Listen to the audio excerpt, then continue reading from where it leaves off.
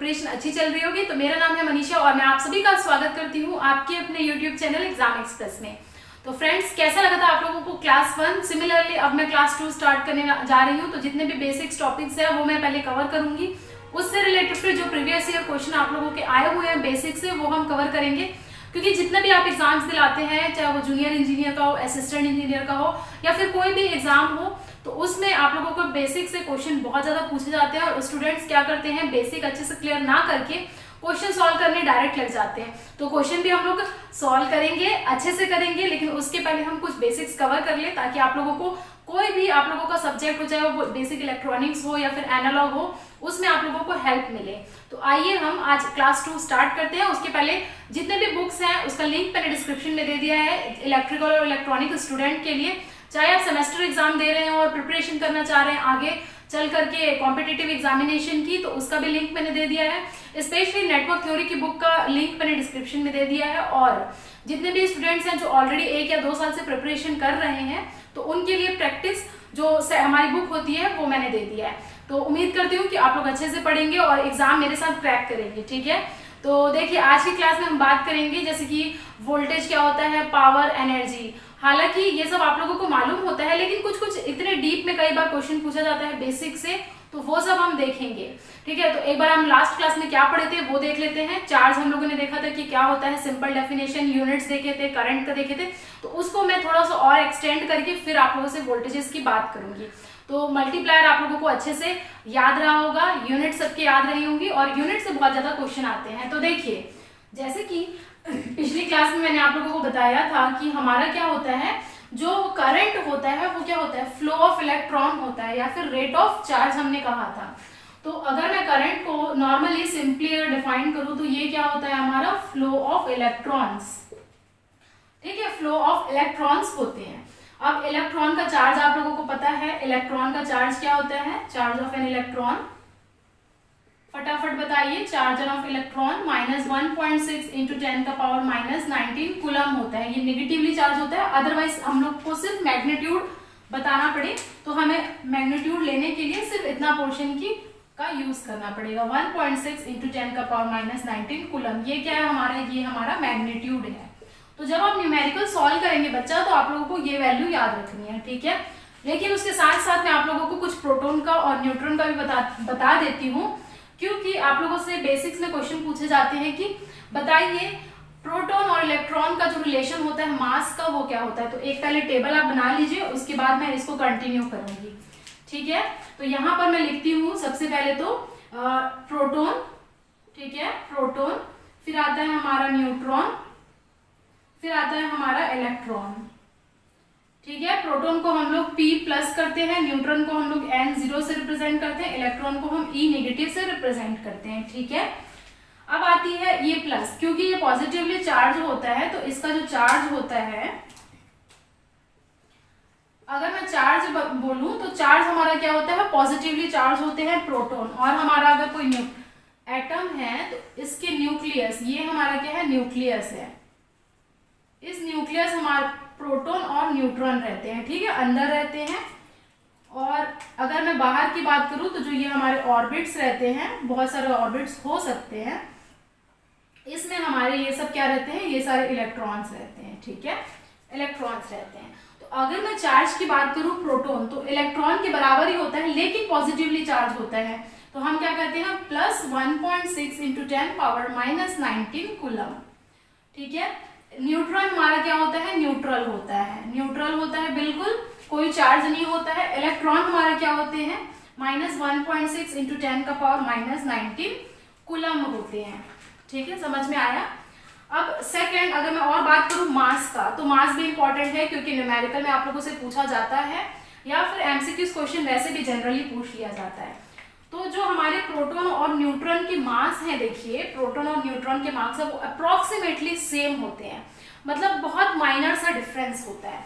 तो अगर मैं मास न्यूट्रॉन का बोलूं, देखिए मास मैं न्यूट्रॉन का बोलूं, मैं न्यूट्रॉन को देखिए N0 से रिप्रेजेंट कर रही हूं, और स्लाइटली जो है वो हाई रहता है, अप्रोक्सीमेटली इक्वल स्लाइटली हाई का साइन है मास ऑफ प्रोटॉन का। ठीक है, तो अगर आप लोगों से पूछा जाता है कि बताइए मास ऑफ न्यूट्रॉन और प्रोटॉन में बड़ा कौन है? तो बड़ा न्यूट्रॉन है, लेकिन बहुत ही माइनर सा वजन में फर्क पड़ता है। अगर मैं मैग्नीट्यूड की बात करूं तो ये होता है 1.6 इंटू 10⁻27 kg। ठीक है, ये हो गया प्रोटॉन का। न्यूट्रॉन का भी देखूं तो 1.6 इंटू 10⁻27 kg। ये हो गया हमारा न्यूट्रॉन का। और इलेक्ट्रॉन जो हम बहुत ज्यादा यूज करेंगे हम न्यूमेरिकल्स वगैरह में, तो इसमें हमारा जो मैग्नीट्यूड आता है वो क्या होता है 9.1 इंटू 10⁻31 kg। तो ये डेटा आप लोग नोट करके रखिएगा, इंपॉर्टेंट है आप लोगों के न्यूमेरिकल पॉइंट ऑफ व्यू से। तो ये हम लोगों का क्या हो जाएगा, ये हमारा बेसिक चार्ज, मास, न्यूट्रॉन, प्रोटॉन और इलेक्ट्रॉन का। तो यही हमारे एटम्स होते हैं। एटम के कंपोनेंट हमारे प्रोटॉन, न्यूट्रॉन और इलेक्ट्रॉन होते हैं। तो इस डेटा को आप लोग फटाफट से नोट कर लीजिए। और एक यहाँ पर नोट पॉइंट और करिएगा, एक नोट पॉइंट और करिएगा। तो जो हमारा, अगर हम AMU में बात करें, एटॉमिक मास यूनिट में बात करें, तो हमारे प्रोटॉन के 1 एटॉमिक मास यूनिट होता है, न्यूट्रॉन के होते हैं 1 एटॉमिक मास, 1 AMU 1 AMU। अब हम एक नोट पॉइंट लिखने वाले हैं कि जो हमारे मास ऑफ प्रोटॉन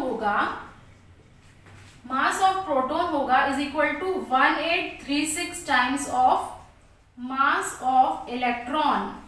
ये इंपॉर्टेंट नोट पॉइंट है, इसको जरा आप कहीं पर भी जहां पर आप नोट पॉइंट लिखते हैं वहां पर नोट डाउन कर लीजिएगा। Most important point triple star से मार्क करना है।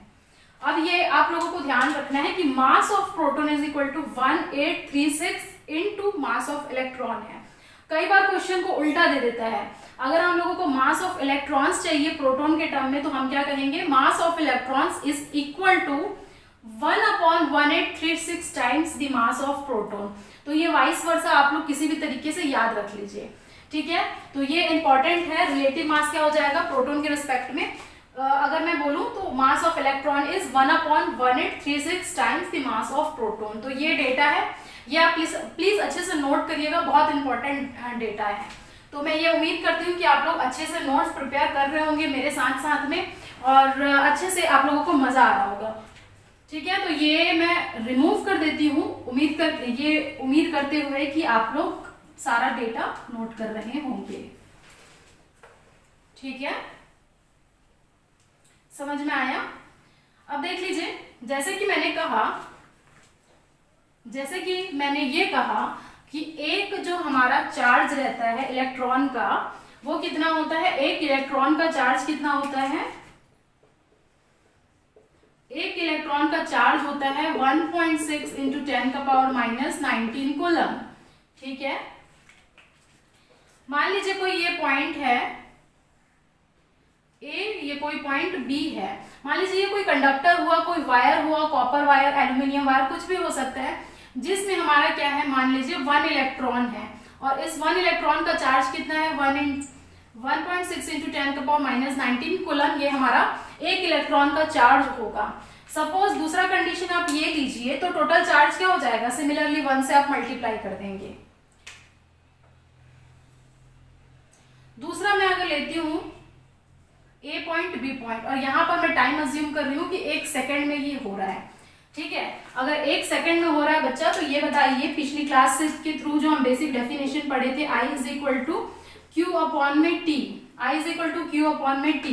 तो अगर मैं यहाँ पर T is equal to 1 second में ये अज्यूम करती हूँ, तो हम क्या कह सकते हैं, चार्ज ही हमारा करंट है या फिर करंट ही हमारा चार्ज है।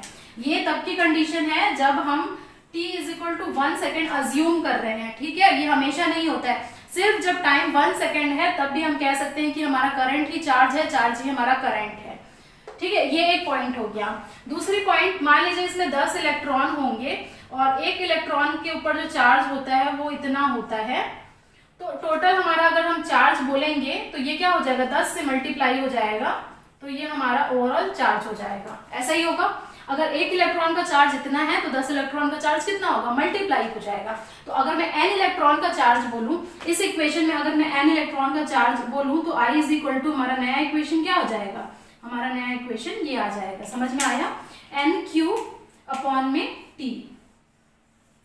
सिमिलरली इसी को कई बुक में NQT ना लिख करके Ne/अपॉन में T लिखा जाता है। Ne/T ये फॉर्मूला शायद आप लोग सुने होंगे। ठीक है, तो ये आप लोगों को न्यूमेरिकल में काम आएगा, तो इसे आप प्लीज ट्रिपल स्टार मार्क करिए। समझ में आया? फिर से मैं एक बार बता देती हूँ फटाफट। फ्लो ऑफ इलेक्ट्रॉन को हम क्या कहते हैं, या फिर फ्लो ऑफ चार्ज को हम क्या कहते हैं? करंट का डेफिनेशन होता है ये time rate of flow of charge. ठीक है, फिर इसके बाद हमने सब देखा कि चार्ज कितने होते हैं, 1 इलेक्ट्रॉन के, तो 10 इलेक्ट्रॉन के कितने होंगे, फिर n इलेक्ट्रॉन के कितने होंगे, तो ये हमारा फाइनल इक्वेशन बना। अब हम एक कंडीशन लेते हैं। ठीक है, ये समझ में आया? अब हम एक कंडीशन लेते हैं कि एक कॉपर वायर है। ठीक है, एक कॉपर वायर है। मान लीजिए हम एक क्वेश्चन लेते हैं, सिंपल क्वेश्चन आप लोगों को समझाने के लिए। एक कॉपर वायर है, क्या है? Copper wire. ठीक है, जिससे हमारा करंट कितना फ्लो हो रहा है? 1.6 एम्पियर करंट फ्लो हो रहा है। ये हमारा हो गया कॉपर वायर, और इससे जो करंट फ्लो हो रहा है वो 1.6 एम्पियर हो रहा है from A to B point. ठीक है, और कितने समय में हो रहा है? टाइम हमारा है 10 सेकेंड। टाइम हमारा है 10 सेकेंड, और इसकी ये पूछ रहा है कि कितने नंबर ऑफ इलेक्ट्रॉन वहां से फ्लो होंगे।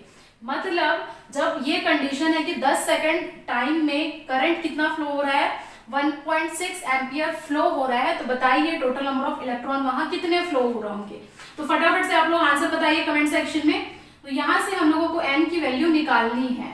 अब हमने ये देखा है जो हमारा करंट I है वो क्या है? Ne/T है। ठीक है, capital I is equal to Ne/T है मान लीजिए। तो यहां से n क्या हो जाएगा? n हो जाएगा हमारा IT/E लिख लेते हैं, सॉल्व कर लेते हैं। करंट कितना है? 1.6, टाइम कितना गिवन है? 10 सेकेंड गिवन है, अपॉन में इलेक्ट्रॉन कितने हैं का चार्ज 1.6 इंटू 10 का पावर माइनस 19। समझ में आया? बिल्कुल सही कर रही हूँ मैं।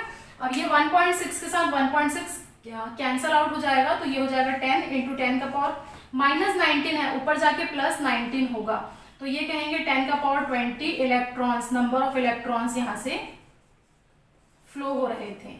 मतलब जो हमारा n का वैल्यू निकल करके आया, तो ये क्या हो जाएगा? n की वैल्यू 10 का पावर 20 नंबर ऑफ इलेक्ट्रॉन्स इस कॉपर वायर से 10 सेकेंड के लिए फ्लो हो रहे थे। इसका ये मतलब है, कंक्लूजन है।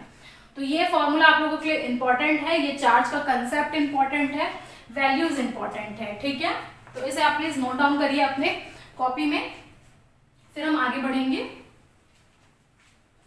ठीक है, तो ये हमारा हो गया पूरा करंट का कंसेप्ट। करंट का हो गया ये हमारा कंसेप्ट। अब बताइए कोई डाउट है? अगर नहीं है तो हम फिर और आगे बढ़ते हैं। ठीक है, तो ये बेसिक था। अब एक और चीज हम यहाँ से इस इक्वेशन से हमें देखने को मिलती है। मान लीजिए करंट I है, जो मैंने कहा Ne/T है, ये इक्वेशन इंपॉर्टेंट है। अब n का तो कोई यूनिट नहीं है, नंबर ऑफ जो इलेक्ट्रॉन है उसकी तो कोई यूनिट नहीं है। ये हमारा क्या है? ये हमारा चार्ज ऑफ इलेक्ट्रॉन है, और हमने देखा है कि चार्ज ऑफ इलेक्ट्रॉन किस में आते थे? कूलम में आते थे। ठीक है, कूलम में आते थे। तो ये हमने देखा था पिछली क्लास में, कूलम पर सेकंड को ही अगर हम करेंगे तो ये हमारा एम्पियर होता है। तो कहीं आप लोगों को कूलम पर सेकंड भी दिखाई दे तो ये समझ जाइएगा कि यूनिट किसकी है? ये यूनिट है करंट की। ठीक है, तो ये हो गया। अब नेक्स्ट जो हम देखेंगे वो हम देखेंगे वोल्टेज का कंसेप्ट। क्या देखेंगे हम? वोल्टेज का कंसेप्ट। तो देखिए वोल्टेज का कंसेप्ट बहुत ही सिंपल है। अभी हमने देखा जो 2 पॉइंट A और B थे, जिसमें क्या थे? इलेक्ट्रॉन फ्लो हो रहे थे, तो उस इलेक्ट्रॉन को मूव कराने के लिए A पॉइंट से B पॉइंट से तक जाने के लिए कुछ एनर्जी की जरूरत पड़ती है, कुछ एक्स्ट्रा वर्क की जरूरत पड़ती है। जो एक्सटर्नल हमारा वर्क लग रहा है उसको हम क्या कहते हैं? इलेक्ट्रोमोटिव फोर्स, EMF जिसे हम कहते हैं, या फिर हम वोल्टेज भी कहते हैं और पोटेंशियल डिफरेंस भी कहते हैं। तो यहाँ पर आप नेक्स्ट हेडिंग डालेंगे वोल्टेज का। ठीक है, वोल्टेज का। वोल्टेज के लिए मैंने बताया आप लोगों को, जितना भी हमारा, जैसे मान लीजिए कोई पॉइंट A है और कोई पॉइंट B है। ठीक है, तो ये A से B पॉइंट में इलेक्ट्रॉन तो फ्लो हो रहे हैं, और आप लोगों को ये पता होना चाहिए कि मान लीजिए ये कंडक्टर है, मान लीजिए ये कंडक्टर है, इससे हम क्या कर रहे हैं? एक बैटरी से कनेक्ट कर दे रहे हैं, जिसे हम V वोल्ट मान रहे हैं। जो अभी हम वोल्टेज डिस्कस करेंगे तो जो इलेक्ट्रॉन है उसे हम कैसे शो करते हैं, E minus E minus E minus E minus E minus. तो एक कंडक्टर में हमारे क्या होते हैं, इलेक्ट्रॉन्स और होल्स भी होते हैं। तो होल्स की हम बात जब हम बेसिक इलेक्ट्रॉनिक्स में सेमीकंडक्टर वगैरह पढ़ते हैं तो ज्यादा होती है। तो इलेक्ट्रॉन्स, अगर मान लीजिए इलेक्ट्रॉन का डायरेक्शन इस तरफ है, अगर मान लीजिए इलेक्ट्रॉन इस तरफ मूव कर रहा है तो डेफिनेटली जो हमारा करंट होगा वो क्या हो जाएगा, करंट हमारा यहां से जा रहा है ऐसे, तो इलेक्ट्रॉन का डायरेक्शन हमारा हो जाएगा ऑपोजिट। ये हमारा करंट डायरेक्शन आई है। तो बस आप लोगों को कंक्लूजन ये याद रखना है कि जो इलेक्ट्रॉन का डायरेक्शन है, direction of electron is opposite to the direction of current. ये पता होना चाहिए और ये स्टेटमेंट बेस्ड क्वेश्चन आता है। मतलब ये है कि जो भी करंट का डायरेक्शन है उसके ऑपोजिट डायरेक्शन में इलेक्ट्रॉन फ्लो का डायरेक्शन होगा। ये नंबर 1 पॉइंट है, ठीक है, नोट पॉइंट 1 है। अगर मैं होल की बात करूं तो होल का डायरेक्शन हमेशा क्या होता है, करंट के डायरेक्शन में होता है। जितने भी होल्स होते हैं, होल्स का डायरेक्शन हम करंट के डायरेक्शन में देखते हैं, और ये हम और अच्छे से बात करेंगे जब हम सेमीकंडक्टर्स वगैरह पढ़ेंगे, ठीक है। तो ये अभी फिलहाल के लिए याद रखिए। अब ये हो गया हमारा पॉजिटिव पोलैरिटी, नेगेटिव पोलैरिटी, समझ में आया।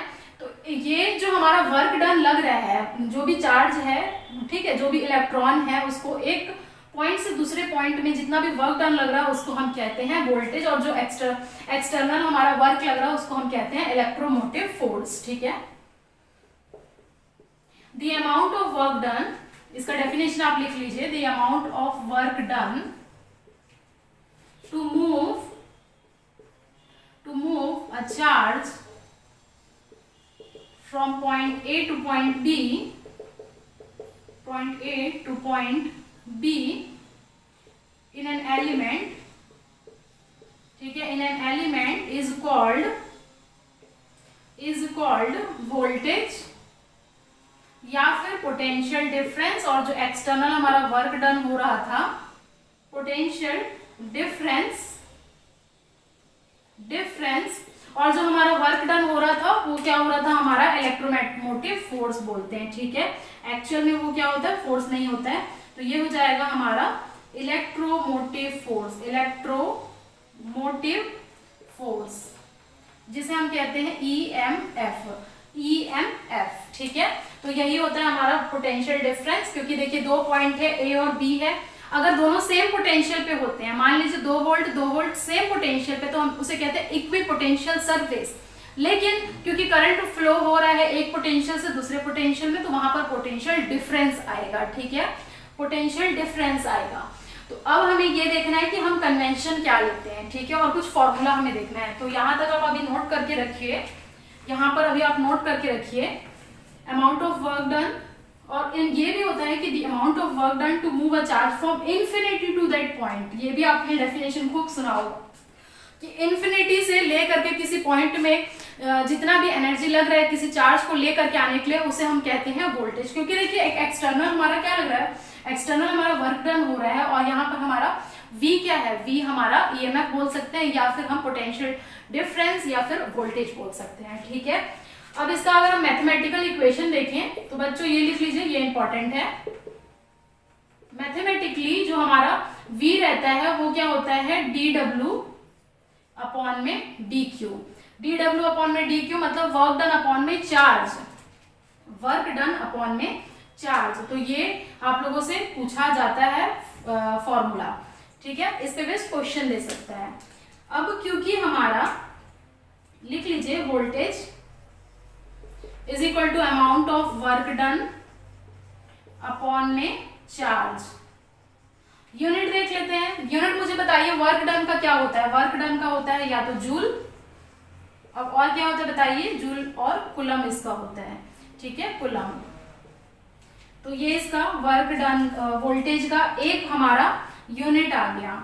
हालांकि आप लोग सुने होंगे वोल्टेज का तो वोल्ट होता है मैम, लेकिन वोल्ट के अलावा जूल पर कुलम भी होता है। तो अगर यूनिट बोलेगा कि बताइए कौन कौन सा यूनिट है वोल्टेज का, तो जूल पर कुलम बोलेंगे, ठीक है, जूल पर कुलम। और वर्क डन का भी और यूनिट क्या होता है, न्यूटन मीटर। न्यूटन मीटर होता है कि नहीं, न्यूटन मीटर पर कूलम। तो ये सारा यूनिट क्या है, और एक जो लास्ट यूनिट जो हम स्टैंडर्ड यूज करते हैं वोल्टेज का यूनिट क्या है, वोल्ट तो होता ही है, ये तो पता ही है। लेकिन आप लोगों को अगर बेसिक से पूछा जाता है क्वेश्चन, तो यहाँ से क्वेश्चन पूछा जाता है कि बताइए न्यूटन मीटर पर कूलम ये किसकी यूनिट है, तो ये यूनिट है वोल्टेज की। तो ये हमारा क्या हुआ, ये हमारा कंसेप्ट हो गया वोल्टेज का। ठीक है, इसे आप नोट डाउन कर लीजिए, इसे आप नोट डाउन कर लीजिए। ठीक है, अब हम देख लेते हैं, जैसे कि हम न्यूमेरिकल्स वगैरह सॉल्व करते हैं तो उसमें हम क्या देखते हैं,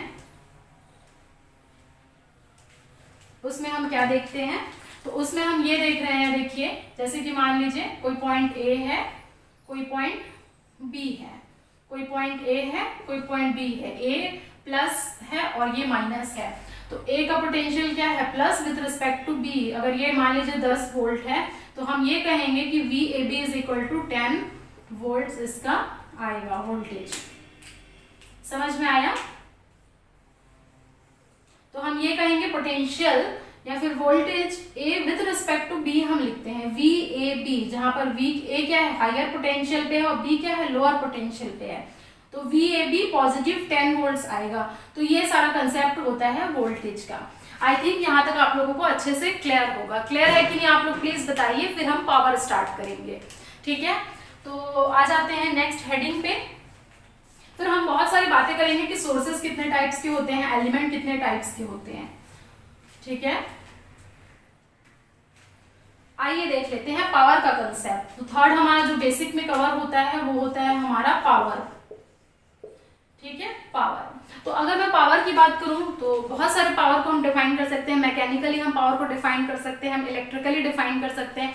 तो हमारे घरों में जो बल्ब लगा रहता है वो क्या होता है, जैसे कि मान लीजिए 10 वॉट का, 50 वॉट का, 100 वॉट का। तो हम क्या कहते हैं, जो 100 वॉट वाला है वो ज्यादा क्या करेगा, ग्लो करेगा as compare to 60 watt bulb. तो ये सब क्या है, कंसेप्ट हमारा पावर का है कि कितना कंज्यूम कर रहा है, कितना अब्सॉर्ब कर रहा है। तो ये सारा टर्म हमारा होता है पावर का।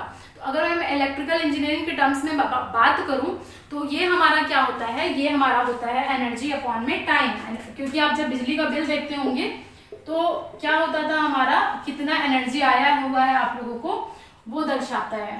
तो ये हो जाएगा एनर्जी अपॉन में टाइम। पावर का ये डेफिनेशन हो गया। समझ में आया? पावर का ये डेफिनेशन हो गया। अब आइए और एक चीज समझ लेते हैं, पावर। ठीक है, पावर हमने क्या कहा, energy per unit time. Energy per unit time को हम कह रहे हैं पावर का डेफिनेशन। इसका यूनिट क्या होता है, यूनिट आप लोगों को पता ही है, वॉट होता है। ठीक है, और क्या है, power is equal to D W upon में डी टी। ये क्या है, हमारा एनर्जी है। डी डब्ल्यू अपॉन में डी टी ये हमारा डेफिनेशन है पावर का। ये हमारा क्या है, ये हमारा वर्क डन या फिर एनर्जी है। ठीक है बच्चे लोग, उसके बाद आप लोग एक काम करिए, फटाफट से कॉपी निकालिए और यहाँ पर डी क्यू दोनों ऊपर नीचे मल्टीप्लाई करिए, कैंसिल हो जाएगा, इसलिए हम एक बार मल्टीप्लाई कर रहे हैं। अब आप मुझे ये बताइए कि डी डब्ल्यू अपॉन में डी क्यू क्या होता है, और डी डब्ल्यू अपॉन में डी क्यू हमने ले लिया, डी क्यू अपॉन में डी टी क्या होता है। ठीक है, तो यहां से एक आप लोगों को इंटरेस्टिंग चीज निकल करके आएगा, power P is equal to D W upon में D Q into D Q upon में डी टी। तो ये एक टर्म है, ये एक टर्म है। तो यहाँ से जो हमारा फर्स्ट वाला टर्म है वो क्या था, वही तो हमारा वोल्टेज था। ये हमारा वोल्टेज था V, और ये हमारा क्या था, ये हमारा करंट था। तो हम बोलते हैं ना VI। तो यहाँ से पावर का VI आया, डायरेक्ट नहीं आया कि आपने रट लिया V और I का मल्टीप्लिकेशन होता है। और इसमें पावर फैक्टर का भी कंसेप्ट आता है, क्योंकि अभी हम डीसी सर्किट देख रहे हैं। तो देखिए बच्चा, डीसी सर्किट के लिए जो हमारा पावर फैक्टर होता है वो 1 होता है, अदरवाइज ये फॉर्मूला बदल जाता है VI cos phi। तो cos phi क्या होता है, डीसी सर्किट के लिए 1 होता है, इसलिए हम VI ले रहे हैं। आगे चल करके जब हम एसी सर्किट की बात करेंगे, जहां पर हम इंडक्टर कैपेसिटर का कंसेप्ट देखेंगे, तो वहां पर हम पावर फैक्टर लेकर के आएंगे और वहां पर पावर फैक्टर का जो फॉर्मूला देखेंगे और जो हमारा पावर होगा VI cos phi हो जाएगा। फिलहाल के लिए आप ये समझिए। ठीक है, समझ में आया? तो अब इसका यूनिट क्या हो जाएगा, यूनिट हम लोग को पता ही है कि जूल पर सेकेंड। तो एनर्जी का हो जाता है जूल, जूल पर सेकेंड ही हमारा क्या है वॉट है। ठीक है, समझ में आया। तो ये हो गया नॉर्मल पावर का डेफिनेशन। अब दो कंसेप्ट आता है, कई बार आप सुने होंगे कि power delivered and power absorb, power supplied. तो ये सारे टर्म जो है आप लोगों को कंफ्यूजन करते हैं, मुझे मालूम है कि बहुत सारे स्टूडेंट को ये कंफ्यूजन हो जाता है। तो अब मैं एक कन्वेंशन ले करके, हमेशा एक कन्वेंशन ले करके आप लोगों को समझाऊंगी, और ये आप लोगों को अपने दिमाग में फिट कर लेना है कि यही हमारा क्या हो जाएगा स्टैंडर्ड, हमारा स्टैंडर्ड कन्वेंशन होगा पावर को समझने का। ठीक है, तो ये हो गया हमारा VI, वोल्ट इनटू करंट। ठीक है, समझ में आया। अब आ जाता है नेक्स्ट जो है हमारा पावर एब्जॉर्ब्ड। एक ये कंसेप्ट है पावर एब्जॉर्ब्ड का, और दूसरी तरफ मैं लिख रही हूं पावर सप्लाइड। ठीक है, पावर सप्लाई, सप्लाई करने का मतलब क्या है, किसी को डिलीवर करना, तो इसी को हम क्या कहते हैं पावर डिलीवर्ड। ठीक है, पावर सप्लाइड, पावर डिलीवर्ड, और एब्जॉर्ब को हम क्या कहेंगे कंज्यूम्ड। तो पावर एब्जॉर्ब कितना कर रहा है, पावर कितना फिनोमेना होता है। मैंने आप लोगों के लिए यहाँ पर दो डायग्राम अलग अलग डिवाइड किया हुआ है आप लोगों को समझाने के लिए। मुझे मालूम है कि ये थोड़ा सा कंफ्यूजन लग रहा होगा आप लोगों को, तो देखिए यहीं से आप लोगों का कंसेप्ट क्लियर हो जाएगा। और ये पॉइंट आप अपने दिमाग में अभी से बिठा लीजिए बच्चे, कि जब भी हमारा करंट एंटर करेगा पॉजिटिव टर्मिनल से तो हम P को पॉजिटिव लेंगे, पॉजिटिव VI। ठीक है, पॉजिटिव VI लेंगे, हम लोग VI ऐसे लिख रहे हैं, अभी हमने देखा dW अपॉन में dt देखा, और इसको हम लोग VI कह रहे थे, और ये हमारा क्या है इंस्टेंटेनियस पावर है। ठीक है, इंस्टेंटेनियस पावर है, मतलब उसी इंस्टेंट पे हमारा टाइम का, उसी इंस्टेंट पे इंस्टेंटेनियस कहते हैं। बाद में हम और अच्छे से कंसेप्ट देखेंगे इंस्टेंटेनियस का मतलब क्या होता है, RMS क्या होता है, सब पे हम बात करेंगे। तो यहाँ पर अभी आप समझिए पावर का कंसेप्ट, जब भी हमारा करंट एंटर करेगा पॉजिटिव टर्मिनल से तो हम जो P लेंगे वो पॉजिटिव होगा, और वहां पर उस केस में हमारा ये पावर एब्जॉर्ब्ड होगा। मतलब ये जो एलिमेंट लगे हुए हैं, देखिए ये हमारे एलिमेंट है, ये एलिमेंट कुछ भी हो सकते हैं, तो ये एलिमेंट हमारे पावर एब्जॉर्ब करेंगे। तो यहाँ पर आप देखिए ये हमारा पॉजिटिव टर्मिनल है, ये वाला पॉजिटिव टर्मिनल, और करंट हमारा इस पॉजिटिव से एंटर कर रहा है। तो इस केस में हमारा जो पावर एब्जॉर्ब्ड होगा, पावर एब्जॉर्ब्ड होगा वो कितना हो जाएगा V इंटू आई, मतलब 4 volt into 3 is equal to 12 watt. 12 watt आएगा, पॉजिटिव 12 वॉट आएगा। अब इस केस में देखिए ये भी हमारा ये सेम कंसेप्ट है, ये सेम ही डायग्राम है, लेकिन मैंने इसको कुछ अलग तरीके से ड्रॉ करने की कोशिश किया है। अगर आप ये देखेंगे तो ये 3 एम्पियर क्या था, ये 3 एम्पियर से जा रहा था, लेकिन एंटर कहाँ से कर रहा था, एंटर तो पॉजिटिव से ही कर रहा था। तो अगर एंटर पॉजिटिव से ही करेगा तो ये हमारा क्या हो जाएगा, ये हमारा पावर एब्जॉर्ब्ड अगेन क्या हो जाएगा 4 into 3 is equal two plus 12 what. समझ में आया, प्लस 12 वॉट। तो ये बस आप लोगों को ध्यान रखना है कि जब भी करंट पॉजिटिव से एंटर करे तो वहां पर पावर एब्जॉर्ब्ड होगा, और VI हमारा क्या हो जाएगा, पावर P हमारा आएगा पॉजिटिव VI। पॉजिटिव VI का मतलब क्या है, हमारा VI ग्रेटर देन 0 है। समझ में आया। तो ये कंसेप्ट है पावर एब्जॉर्ब का। और आप लोगों को पावर डिलीवर्ड ज्यादा पूछा जाता है, तो जब भी हमारा करंट एंटर करेगा नेगेटिव टर्मिनल से, करंट एंटर जब भी करेगा नेगेटिव टर्मिनल से तो वहां पर हमारा क्या होगा, पावर डिलीवर्ड होगा। समझ में आया। तो देखिए ये हमारा क्या है, ये ऐसे ऐसे करके, लेकिन जा तो कहां से रहा है, नेगेटिव से ही एंटर कर रहा है, तो यहाँ पर हमारा पावर डिलीवर्ड या फिर सप्लाई क्या हो जाएगा, 4 into 3 is equal to 12 watt. 12 watt यहाँ पर भी आएगा, लेकिन वो पावर डिलीवर होगा, वो डिलीवर करेगा। और यहाँ पर हमारा क्या है, देखिए ये हमारा नेगेटिव से ही एंटर कर रहा है, तो इस केस में भी जो हमारा पावर डिलीवर निकल करके आएगा वो 4 into 3 is equal to 12 watt answer आएगा। तो ये होता है हमारा कंसेप्ट पावर एब्जॉर्ब्ड और पावर सप्लाई का। इसे आप लोग अच्छे से पढ़िए और क्वेश्चन में अप्लाई करिएगा, क्योंकि इस कंसेप्ट पे बहुत सारे स्टूडेंट को डाउट होता है। समझ में आया इतना कंसेप्ट। बस ये याद रखिए कि हमारा जब भी एंटर करता है पॉजिटिव से तो हमारा एब्जॉर्ब होगा, और जब हमारा निगेटिव से एंटर करेगा तो हमारा डिलीवर होगा। अब यहाँ पर देख रहे हैं दोनों में ही 12-12 वॉट आ रहा था, लेकिन साइन कन्वेंशन में डिफरेंस था। तो हम ये कहेंगे कि power absorbed is equal to minus power deliver. ये बताइए बिल्कुल सही है ना?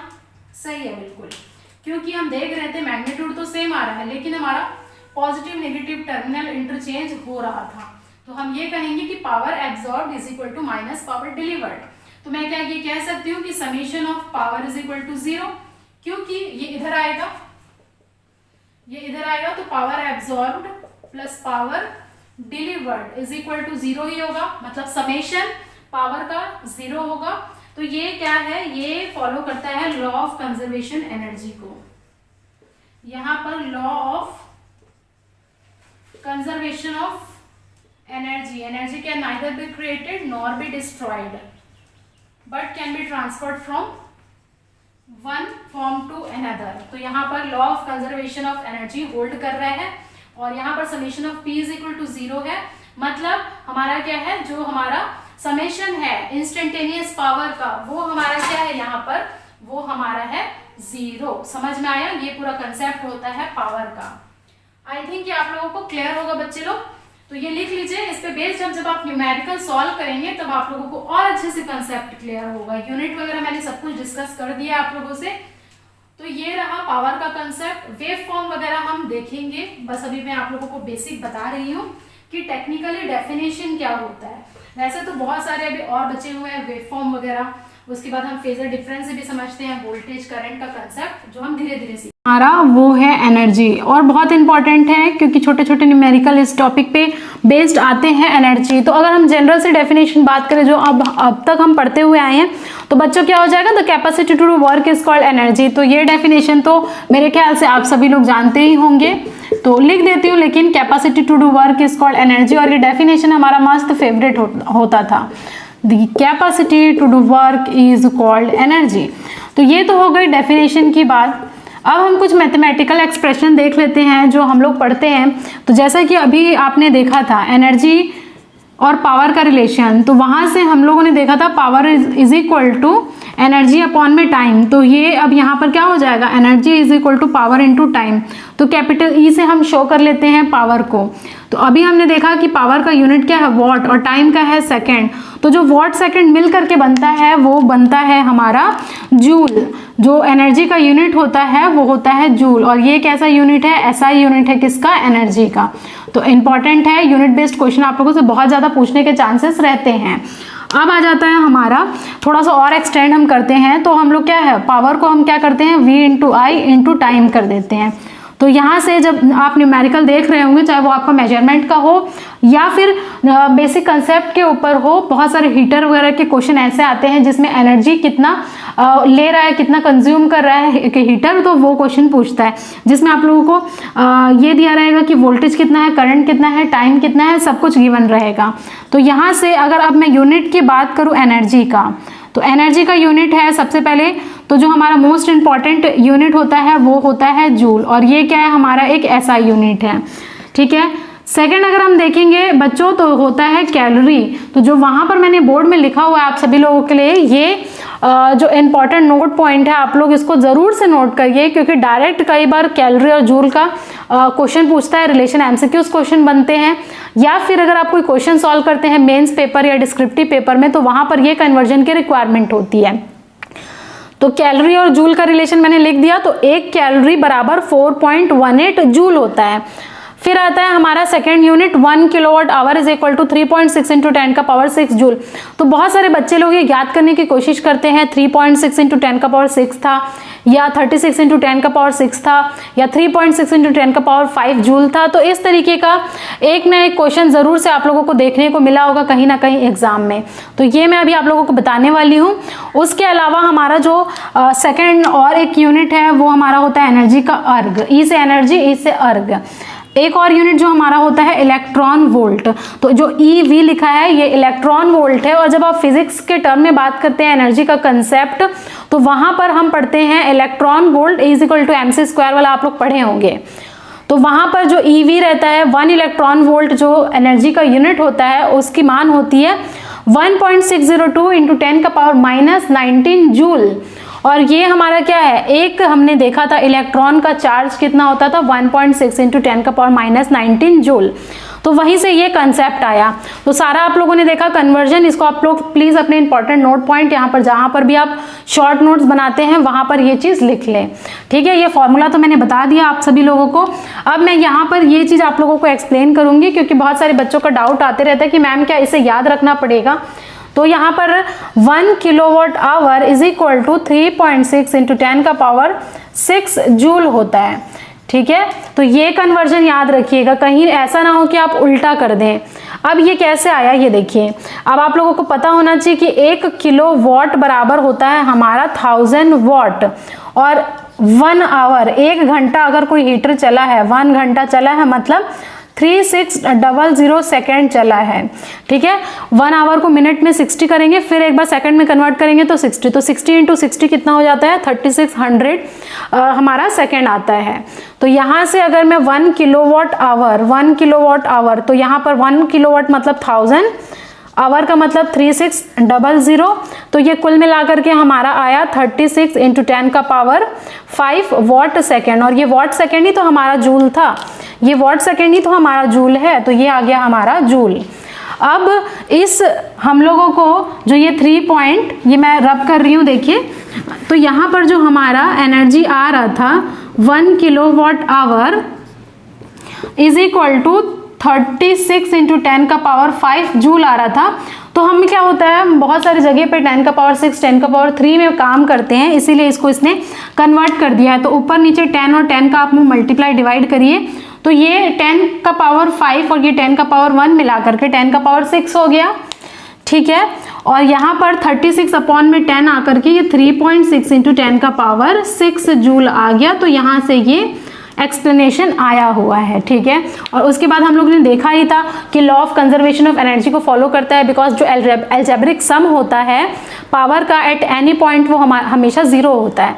तो ये पूरा एनर्जी और पावर के टर्म में हम रिलेट करके बता पा रहे हैं, ये बहुत इंपॉर्टेंट है। आप इसे ट्रिपल स्टार मार्क करिए और देखिए कहीं ना कहीं आप लोगों को क्वेश्चन मिलेगा और आपको मेरी याद आ जाएगी, ठीक है। तो इसी उम्मीद के साथ मैं ये समझती हूँ कि आप लोगों को एनर्जी का कंसेप्ट, पावर का कंसेप्ट, वोल्टेज करंट का कंसेप्ट, चार्ज का कंसेप्ट, ये सारी चीज़ें समझ में आ रही होंगी। तो यहाँ से स्टार्ट करते हुए हम अप लेवल तक ले करके जाएंगे।